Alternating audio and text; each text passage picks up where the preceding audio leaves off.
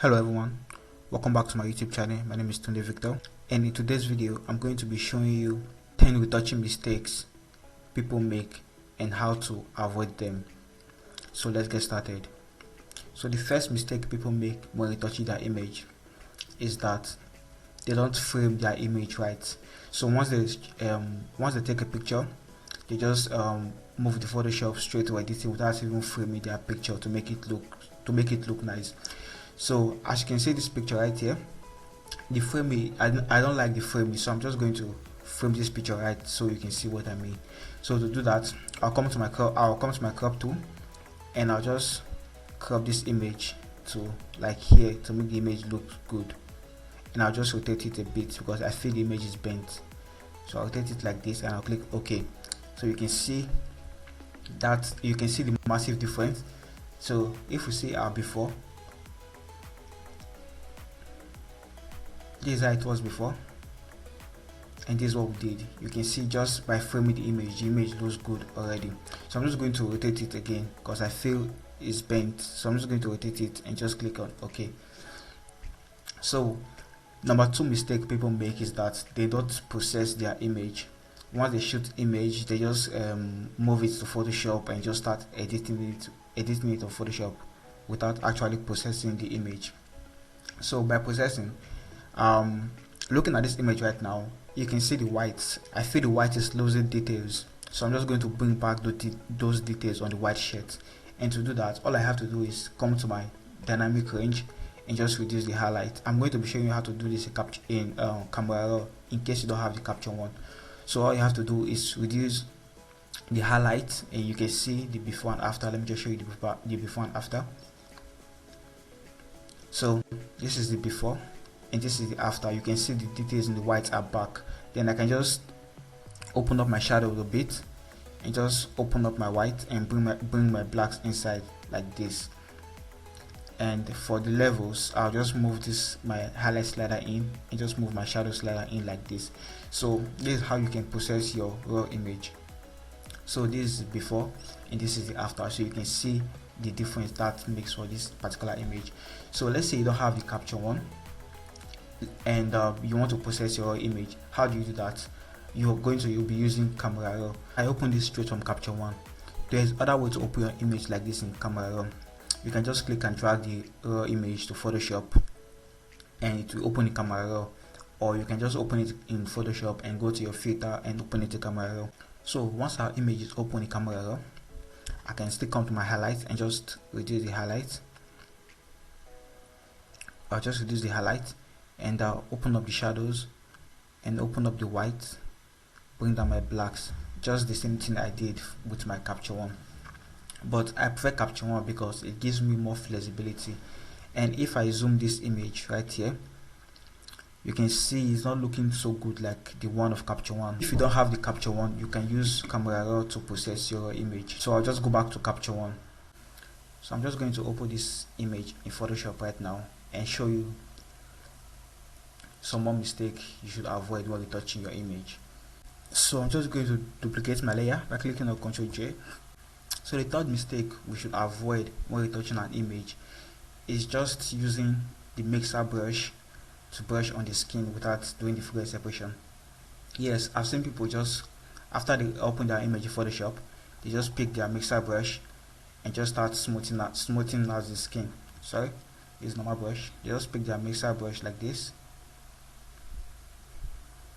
and they just start smoothing the skin out like this, and all the texture in the image will be gone. So yes, I see photographers do this like this.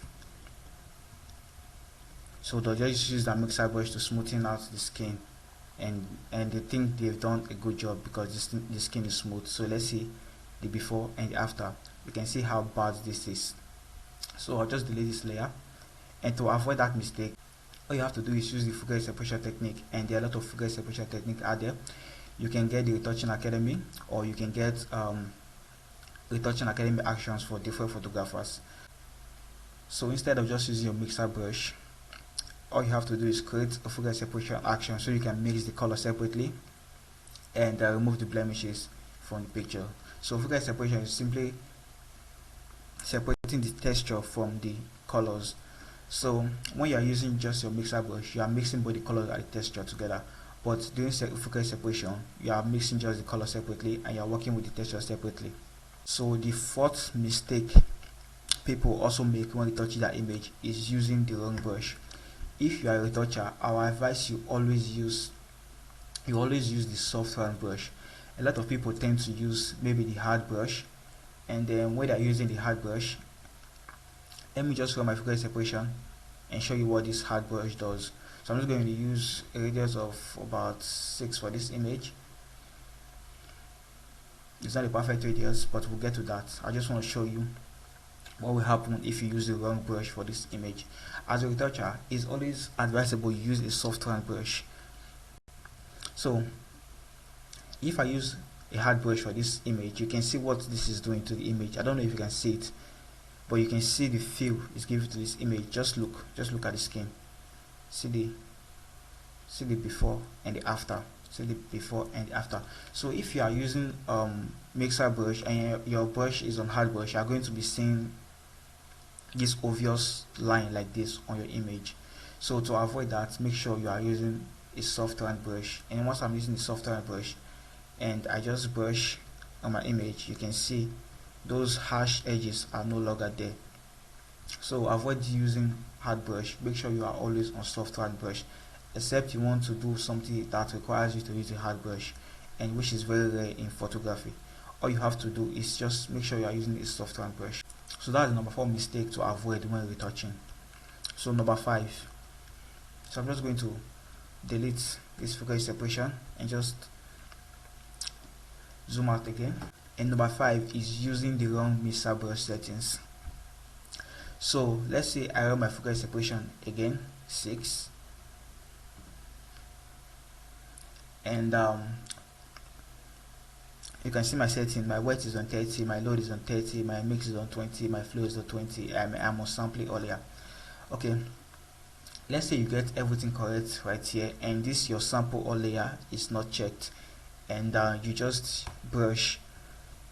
You can see nothing is really happening to the image. You are just going to be brushing and nothing is happening. So you feel maybe you are not doing the right thing, but what is missing is just one simple settings. All you have to do is just click on this sample all layer, and when you brush, you can see the result of what you are doing. But if this sample all layer is not checked, even when you brush, you feel maybe your mouse has issues, or maybe your Photoshop isn't working, but you did not check this sample all layer.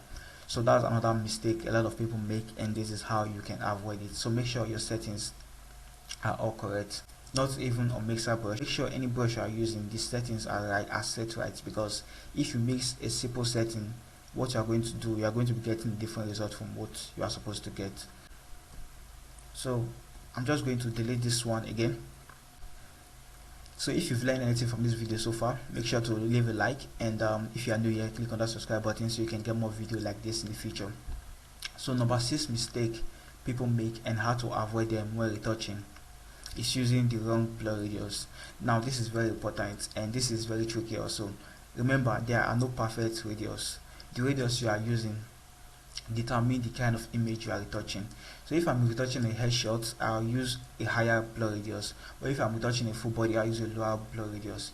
So if you want to know more about how to get the right focus separation blur radius, I have a video for that, and I'll be leaving the link in the description below. So for this image, I'll use 6 for this image because 6 was better for this image. If I use, let's say I use like 11, a higher blur radius, if I brush, I'm not going to be seeing the result at all. So let me show you what I mean. So I'm using a higher blur radius right now. So once I just brush on this image, and let me just show you what I just did, and I click on my before and after, I'm not really seeing the results like that, the way it's supposed to be. Then let me just erase this,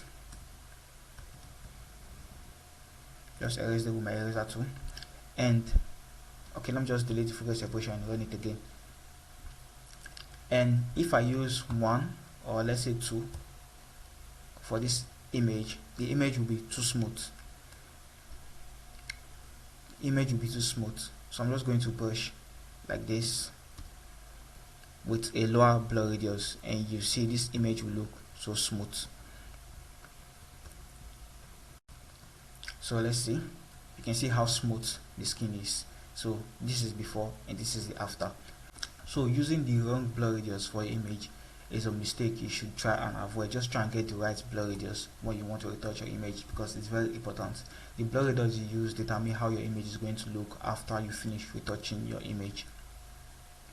So that's the number 6 mistake and how to avoid it when retouching. Number 7 mistake people make and how to avoid it is that they use the wrong eyes and teeth whitening techniques to whiten their eyes and teeth. And I'll show you what I mean. Most people, and I've seen a lot of photographers do this, all they'll do is just come to brightness and just increase the brightness of their image like this and just invert. So once they invert, they just brush. So I'll go to my normal brush. So once they increase the brightness, they just brush on the eyes. They just brush on the eyes like this to make it bright, and they do the same for the teeth, and they think that's eyes and teeth whitening action. And another mistake that people also do, they just pick a brush, use the white, they'll just create a new layer, pick a white brush and just brush like this, and just brush inside the eyes like this, and they do the same for the teeth like this, and they do the same for the teeth like this. And I'm just rushing it because I'm just trying to explain something, and they do the same for the teeth like this, and they think they have done eyes and teeth whitening action. Maybe they reduce the opacity, and that's the wrong way to do to whitening eyes and teeth. And this is how you should, this is the right way to do it to avoid it. One, because the eyes are not all white, they are not egg white, they have a little bit of either the eye is warm or a bit cold, they are not just white like that. So to avoid that mistake, all you have to do, what I do, I'm going to show you what I do. So I'll just, first of all, I have a video for this, how to create eyes and teeth whitening action. So I'm just going to rush it. What I do first, or let me just run my own and show you what's inside mine. So I'll come to my actions and run my eyes and teeth whitening action, and inside this my eyes and teeth whitening action, there's a photo filter. I'm just going to open it. There's a Collie photo filter which I use, and the density is on 7. And my curves, I use brightness, my curves to add brightness to my own. And for my vibrance, I just reduce the saturation of my vibrance. So that's what I did, and you can find everything in your adjustment layer right here. Or if you want to learn how to create as a teeth whitening action, I have a video for that. I'll leave it in the description below. So once I brush now, you can see it's looking better. Yes, it's looking better compared to what I did before. I don't know if it's perfect, but it's looking better and looking more realistic. And what I can do also, I'll just reduce the opacity. So if you want to learn how to create eyes and teeth whitening action, go and watch that video. So this is number 7 mistake people make, and this is how you can avoid it. So moving on to number 8, another mistake people make and how to avoid it when retouching is that after they finish retouching, they'll add too much sharpness to the image. You don't have to add sharpness to all your image. If you feel the image is sharp after retouching it, just leave it like that, or add just a little bit of sharpness. And this is what I mean. This image is looking good like this, although I've not retouched this image. So let's say I've retouched this image and I want to add sharpness to this image. All I have to do is come to my Retouching Academy and just click on sharpness right here. I'll be showing you guys how to add sharpness to your image if you don't have the Retouching Academy, maybe on my next video. So I just added sharpness to this image, and you can see what that's done to this image. The image is looking bad already. So this is how it is before, looking good, and once I add my sharpness, this is how it is. The image is looking, let's say, plastic or too sharp. I don't know how to put it, but you can see the before and after. So instead, if you want to add sharpness, I can just reduce the opacity maybe to about 15, and it's looking good. This is the before and this is the after, just a subtle difference. So avoid adding too much sharpness to your image. The number 9 mistake people make is adding too much brightness to their image. So this image is, the exposure is okay, I can decide to add a little bit of brightness with my curves. I'll just come to my curves and lightness, and once I come to my lightness, now it's too bright. I feel it's too bright, like it's too exposed, so I'm just going to reduce the opacity. But most people, what they do, they just come to their brightness. After retouching their image, they just increase the brightness like this. And they are okay with it, and they just save their image like this. So make sure you get your exposure right before saving your image in Photoshop. So that's the number 9 mistake people make when retouching their image. So number 10 mistake people make when retouching their image is that after retouching their image, they don't resize. So once they retouch their image, they just save their image directly to their system or their laptop or their computer without actually resizing the image. So what I do after retouching my image, I make sure I resize my image. And to resize your image, all you have to do is come to your image and click on image size, and I use 9. So I just change my weight to about 9 or 8. So I'm using 9 recently, so I'll change it to 9. Once I change it to 9, you can see the height automatically change. So if I change it to 8, just the height automatically change. So I'll be using 9. So I'll just change just the width and I'll click OK. After resizing my image, I'll save. So it's always best you resize your image, because if you don't resize your image will be too large, and it will take a lot of space. But if you feel you have a lot of space, you can leave it like that, but I prefer you always resize your image before saving in Photoshop. So these are 10 mistakes people make when retouching their image. If you learned anything from this video, or if you enjoyed this video, leave a like, leave a comment, and if you are new here, hit that subscribe button. I'll see you guys in my next video. Stay creative.